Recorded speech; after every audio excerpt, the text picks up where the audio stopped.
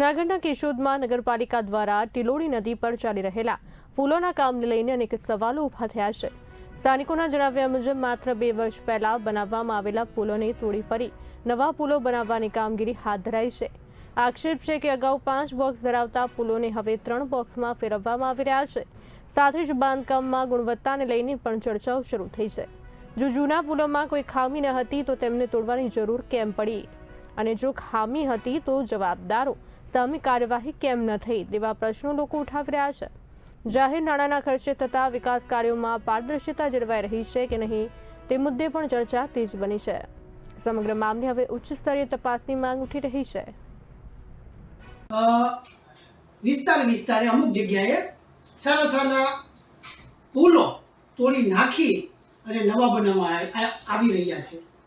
આ પુલો માત્ર 2 વર્ષથી જ બન્યા હતા, છતાં આવા પુલો તોડી અને જનતાના ટેક્સના પૈસા બરબાદ કરી અને પાછા નવેસરથી બનાવવામાં આવી રહ્યા છે। આની અંદર પણ વિશ્વ આખામાં ક્યાંય જોવા નહીં મળી હોય કેશોદ વાસીઓને એવી જાપાની ટેકનોલોજી કેશોદમાં જોવા મળી રહી છે।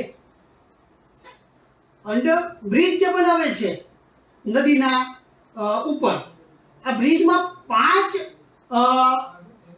ગાળાઓ રાખવાના હોય, પણ આ 5 ગાળાના બદલે જાપાની ટેકનોલોજી નું કામ અપનાવી 4 આની 6 આની ખીલાસરી વાપરી અને છેલ્લા 2 ગાળામાં ભૂંગળા ફિટ કરવામાં આવે છે અને 5 ગાળાના બદલે 3 ગાળા બનાવવામાં આવે છે।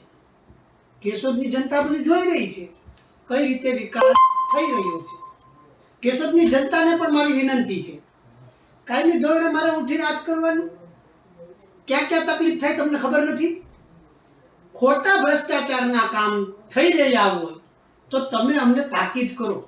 અમે હર હંમેશા જનતા સાથે હતા, છીએ અને ભવિષ્યમાં પણ રહીશું।